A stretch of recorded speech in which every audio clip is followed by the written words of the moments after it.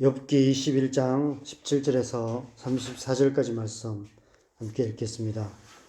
악인의 등불이 꺼짐과 재앙이 그들에게 닥침과 하나님이 진노하사 그들을 공고하게 하심이 몇 번인가.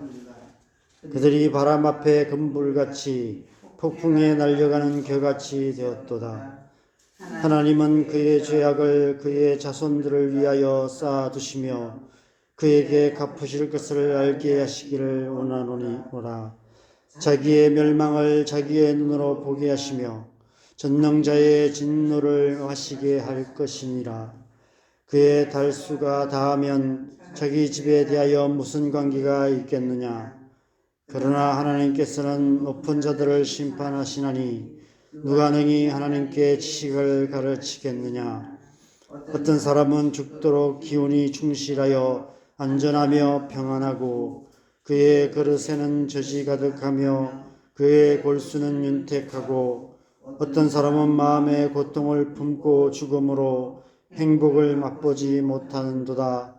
이 둘이 매 한 가지로 흙 속에 눕고 그들 위에 구더기가 덮이는구나. 내가 너희의 생각을 알고 너희가 나를 헤아리는 속셈도 아노라. 너희의 말이 귀인의 집이 어디 있으며 악인이 살던 장막이 어디 있느냐 하는구나. 너희가 길 가는 사람에게 묻지 아니하였느냐. 그들의 증거를 알지 못하느냐. 악인은 재난을 너를 위하여 남겨둔 바 되었고 진노의 날을 향하여 끌려가느니라. 누가 능히 그의 면전에서 그의 길을 알려주며 누가 그의 소행을 보응하랴. 그를 무덤으로 메어 가고 사람이 그 무덤을 지키리라. 그는 골짜기의 흙덩이를 달게 여기리니 많은 사람들이 그보다 앞서 갔으며 모든 사람이 그의 뒤에 줄지었느니라. 그런데도 너희는 나를 헛되이 위로하려느냐. 너희 대답은 거짓일 뿐이니라. 아멘. 여러분 지치지 않으십니까? 저는 벌써 지쳤습니다. 계속해서 똑같은 주제의 논쟁이 반복되고 있어서 이제는 어떤 주제로 또 어떤 제목을 정해야 될지도 참 난감합니다. 오늘 본문도 지난주 묵상했던 말씀과 별을 다를 바 없는 주제가 반복되고 있습니다. 도대체 어떤 관점에서 이 말씀을 묵상해야 할지 좀 난감한 생각이 많이 듭니다. 언제쯤이면 이 논쟁이 끝날까? 얼마나 남았나? 자꾸 이렇게 뒷장을 넘겨보게 되는 것 같습니다. 욥은 어땠을까요? 우리는 이미 이 논쟁이 언제 어떻게 끝날지 알고 있습니다. 그런데도 힘든데 이 논쟁 한가운데 있는 욥은 얼마나 힘들었을까요? 고난을 당하는 사람들을 주변에서 지켜보는 것도 참 힘들지만 고난 당하는 그 당사자는 얼마나 힘들까 이런 생각을 우리가 해보게 됩니다. 시작도 모르고 끝도 모를 고난이 계속되고 있는데 친구라는 사람들이 찾아와서는 자기 딴에는 위로한답시고 앵무새처럼 같은 말만 무한 반복하고 있습니다. 인과응보다 다 네가 잘못해서 생긴 일이다. 이런 얘기를 계속해서 반복하고 있습니다. 그래서 또다시 욥이 똑같은 또 반박을 할 수밖에 없습니다. 17절과 18절 말씀을 보면 오늘 본문은 좀 이렇게 다른 번역을 보는 게 이해가 훨씬 쉬운 것 같습니다. 새 번역 성경으로 제가 읽어드리겠습니다. 악한 자들의 등불이 꺼진 일이 있느냐? 과연 그들에게 재앙이 닥친 일이 있느냐? 하나님이 진노하시어 그들을 고통에 빠지게 하신 적이 있느냐? 그들이 바람에 날리는 건불과 같이 된 적이 있느냐? 폭풍에 날리는 겨와 같이 된 적이 있느냐? 너희 말처럼 인과응보로 그대로 되어진 일이 어디 있느냐? 너희가 정말 이런 일을 본 적이 있느냐? 악인들이 정말 망하고 악인들이 정말 심판을 당하는 것을 너희들 정말 본 적이 있느냐? 세상에 정말 그런 일들이 일어나는 게 맞냐? 라고 다시 한번 따지고 있습니다. 인과응보라는 틀 안에서만 보지 말고 세상을 똑바로 보라는 것입니다. 정말 너희 주장이 맞는지, 정말 인과응보가 맞는지 잘 생각해 보라는 것입니다. 하나님께서 이 세상을 인과응보라는 네모 반듯한 틀 안에서 다스리고 계시지 않다는 것입니다. 그래서 이 세상에는 오히려 그 틀을 벗어난 일들이 더 많이 일어나고 있지 않냐고. 악인이 오히려 더 잘되고 악인이 오히려 끝까지 형통하는 모습들이 이 세상에 얼마나 많이 일어나고 있는지 색안경을 끼지 말고 벗고 똑바로 보라고 핏대를 높이며 항변하고 있는 것입니다. 왜 이렇게까지 핏대를 높이며 항변할 수밖에 없을까요? 욥은 지금 자신이 겪고 있는 고통을 인과응보라는 틀로 보지 말아달라고 호소하고 있는 것입니다. 자신이 까닭없이 고난을 당하고 있다는 사실을 제발 인정해 달라라고 말하고 있는 것입니다. 여러분, 그것이 그렇게 어려운 요구였습니까? 그렇구나. 그럴 수도 있겠다. 이 한마디면 이 논쟁은 다 끝날 수 있습니다. 우리의 삶 속에서 관계에 갈등이 생길 때 그냥 이 한마디면 끝날 때가 있습니다. 그렇구나. 그럴 수도 있겠다. 그렇게 생각할 수도 있겠다. 그냥 사실 그대로 인정만 해주면 끝날 일을 끝까지 자기 생각을 고집하다가 갈등의 골이 깊어지고 그렇게 점점 더 싸움이 이렇게 커져가는 그런 경우들이 우리 부부 관계도 있고 사람들 관계에 많이 있는 것 같습니다. 욥이 이렇게까지 간곡하게 하소연하는데도 불구하고 이 논쟁이 여기서 끝나지 않는 것을 보면 참 인간의 고집이라는 게 얼마나 센지 또 인과응보라는 사상이 우리의 사고 속에 얼마나 깊이 뿌려 박혀 있는지를 알 수 있습니다. 태초에 죄로 인하여 땅이 저주를 받게 되어서 가시와 은근키를 낼 것이라고 말씀하셨는데 어쩌면 저는 이 인과응보 사상이 바로 그 가시와 은근키가 아닐까 이런 생각이 듭니다. 농사를 지으신 분들은 잘 아십니다. 논밭의 잡초들이 얼마나 뿌리가 깊은지 뽑아도 계속해서 솟아나고 순식간에 잡초밭이 됩니다. 아카시아 나무를 보면 정말 꽃향기는 좋은데 아카시아 나무가 얼마나 잘 자라는지 얼마나 잘 번식되는지 한 그루가 생기면 순식간에 그 산 주변에 아카시아 나무로 가득하게 됩니다. 뿌리가 넓고 깊게 퍼지기 때문에 계속해서 자라나와서 뽑아도 계속해서 아카시아 나무가 생기게 되는 것을 보게 됩니다. 마태복음 13장에 보면 예수님께서 천국의 비유를 하실 때 가라지의 비유를 하십니다. 좋은 씨를 땅에 뿌린 농부와 같다라고 비유를 하시면서 씨를 뿌린 후에 사람들이 잘 때에 원수가 와서 가라지를 뿌려놓고 갑니다. 그래서 어느 날 보니까 곡식들 사이에 가라지들이 자라고 있는 비유를 하십니다. 하나님을 떠난 인생의 마음밭에 사탄이 계속해서 가라지를 뿌려놓는데 그 가라지가 바로 인과응보 사상이 아닐까 이런 생각이 듭니다. 그 뿌리가 얼마나 깊은지 쉽게 뽑아낼 수 없습니다. 뽑아도 계속해서 이 뿌리가 내리고 자라가게 됩니다. 가라지를 뽑아버릴까 묻는 종들에게 주인이 대답합니다. 가만두어라. 가라지를 뽑다가 곡식까지 뽑을까 염려하노라. 둘 다 추수 때까지 함께 자라게 두라. 추수 때에 내가 추수꾼들에게 말하기를 가라지는 먼저 거두어 불사르게 단으로 묶고 곡식은 모아 내 곡간에 넣으리라 하리라. 욥이 계속해서 항변하는 게 이것입니다. 이 땅 가운데 인과응보가 이루어지지는 않는다. 하나님이 심판 때에 그런 일을 하실 것이다. 하나님 마지막 날에 심판날에 그것이 이루어질 것이다. 하나님의 의는 이 땅 가운데 인과응보로 나타나는 것이 아니라 마지막 날에 심판 때에 나타나게 될 것이다.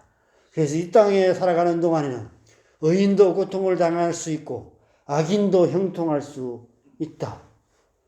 그래서 우리는 이 세상 사는 동안 인과응보를 주장하는 것은 헛된 것이다. 그것은 헛된 말이고 거짓말이다 라고 주장하고 있는 것입니다. 여러분, 인과응보를 주장하는 많은 거짓된 가르침들이 이 세상에 많이 있습니다. 이단들도 그럴 뿐 아니라 나름 경건하다고 말하는 사람들이 인과응보 사상을 계속해서 얘기합니다. 우리가 설교 시간에 설교를 듣지만 제가 가끔씩 들으면 어떤 경우는 이 인과응보 사상을 굉장히 은혜스럽게 포장해서 설교하는 경우가 많이 있습니다. 율법을 은혜로 포장해서 말씀을 전하는 경우들이 많이 있는 것 같습니다. 제 설교도 그럴 때가 많지 않을까 이런 생각을 다시 한번 해보게 됩니다.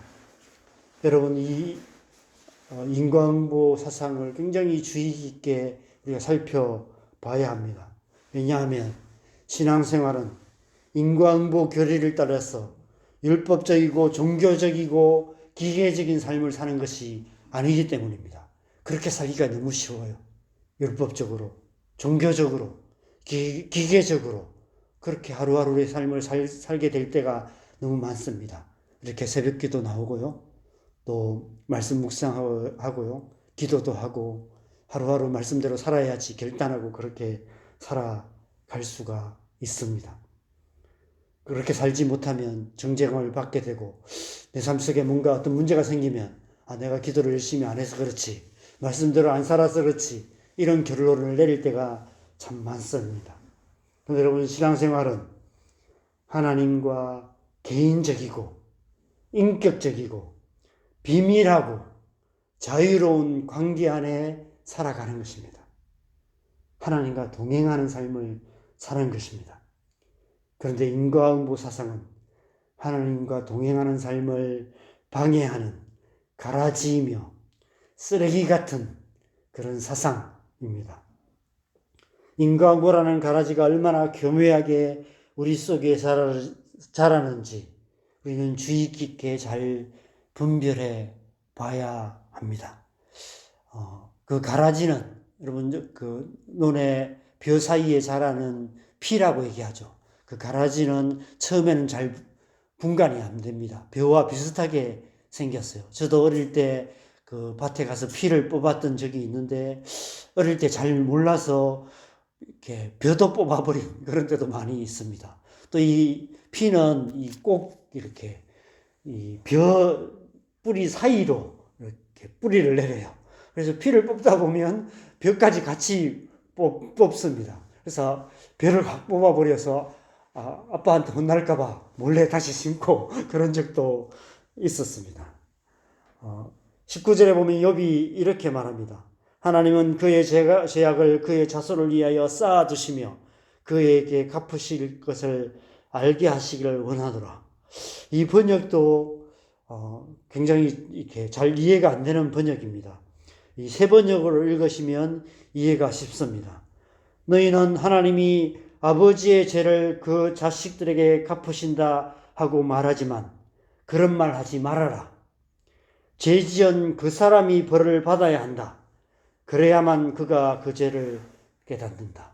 정말 인과응보라면 그 사람이, 죄 지은 그 사람이 벌을 받아야지 그 자손이 부모의 죄의 삭슬 받는 것이 어떻게 인과응보냐라고 말하는 것입니다. 나중에 보면 그 사람이 죽고 나면 자식들이 그 죄의 대가를 받는 것이 그 사람에게 무슨 의미가 있냐 이렇게 말하고 있습니다.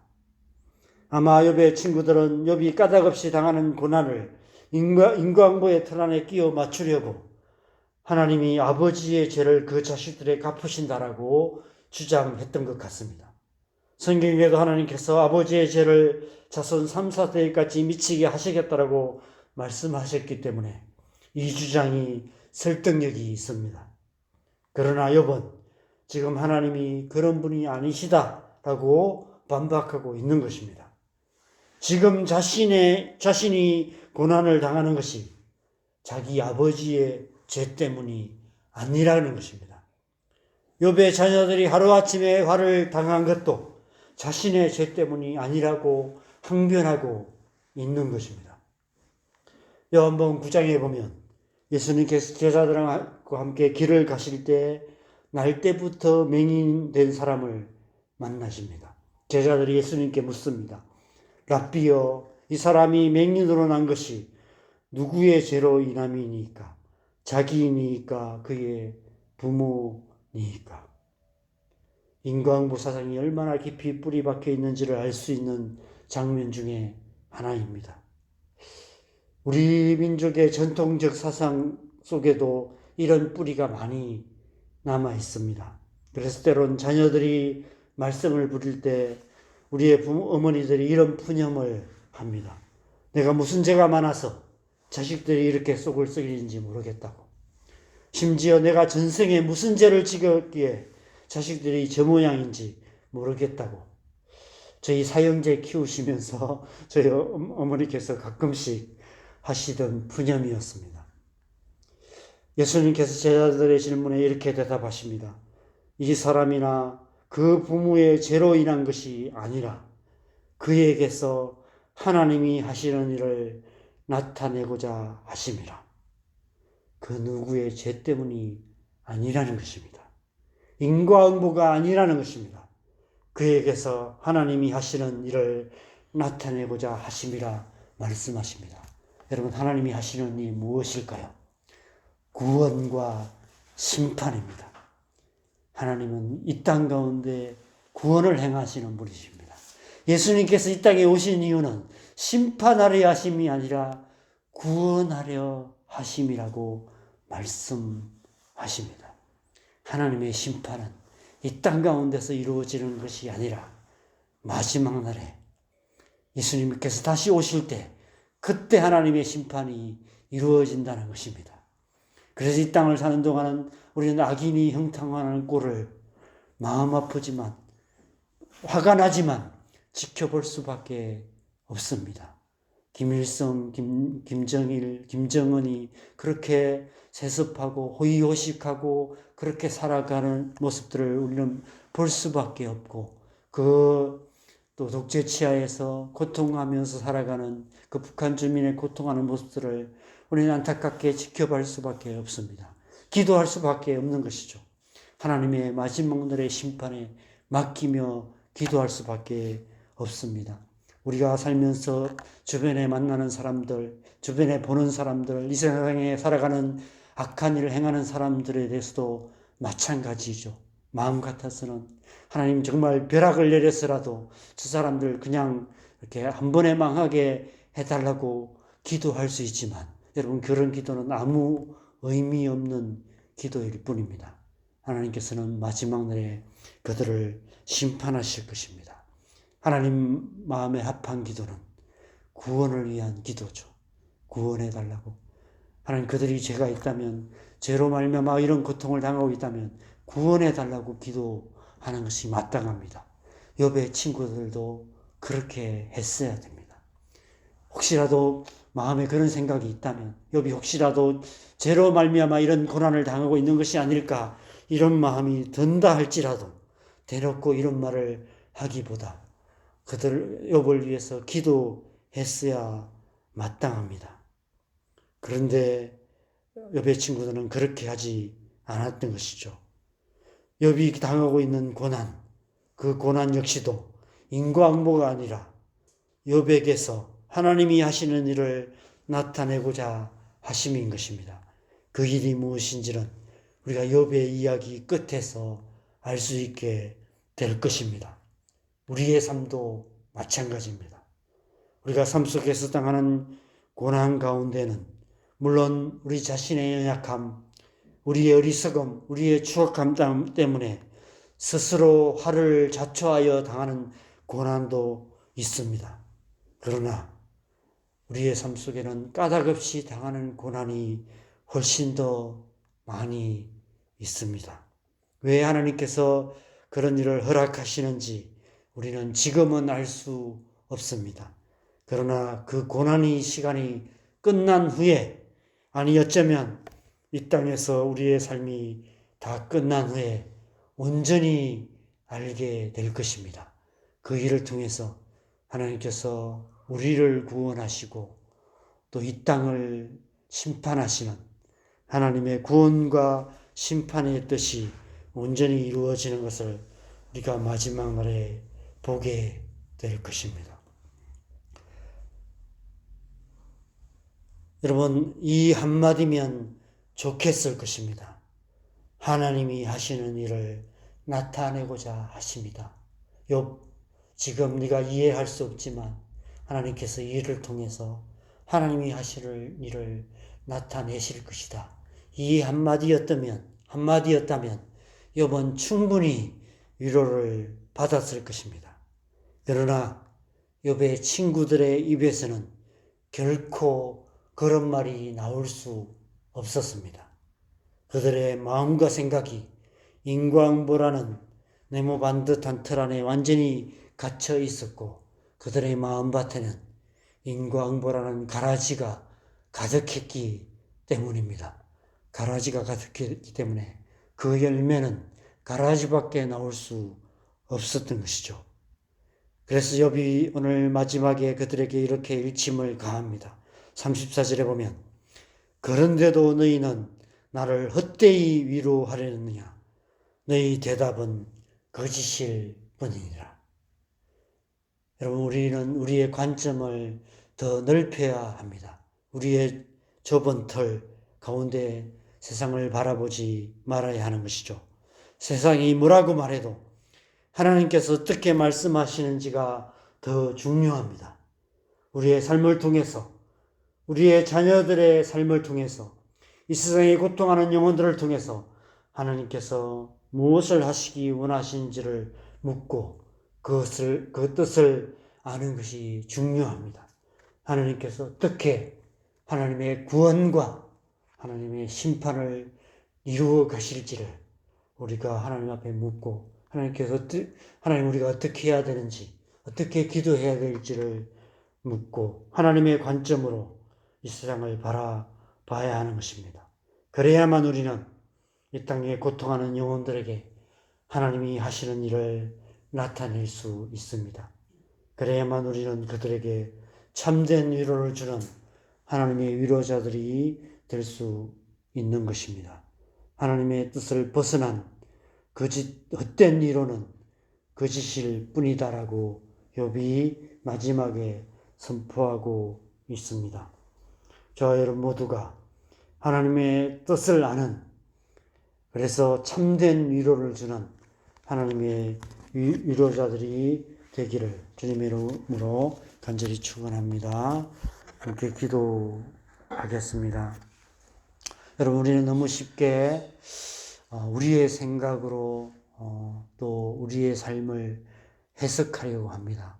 우리에게 주어지는 많은 이해할 수 없는 일들이 있고요. 또 우리 주변의 사람들, 또 우리 가족들, 우리의 자녀들을 볼 때, 또 이 땅에 일어나는 많은 일들을 볼 때 참 이해가 안 되는 그런 일들이 많이 있습니다. 그래서 우리 생각대로 너무 쉽게 결론을 내리고 정죄하고 판단하고 그러는 우리의 모습들을 보게 됩니다. 그러나 하나님은 더 크신 섭리 가운데 이 땅을 다스리고 계십니다. 그 하나님의 뜻을 아는 것이 지혜이고요.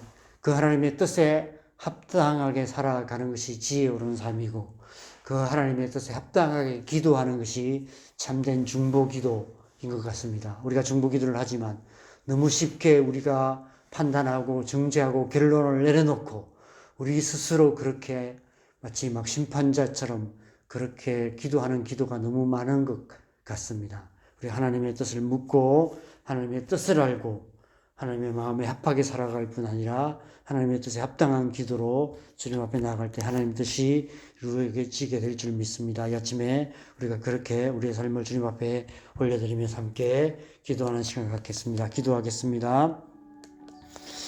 하나님 아버지, 아침에 우리가 하나님의 뜻을 구하며 하나님 앞에 기도합니다.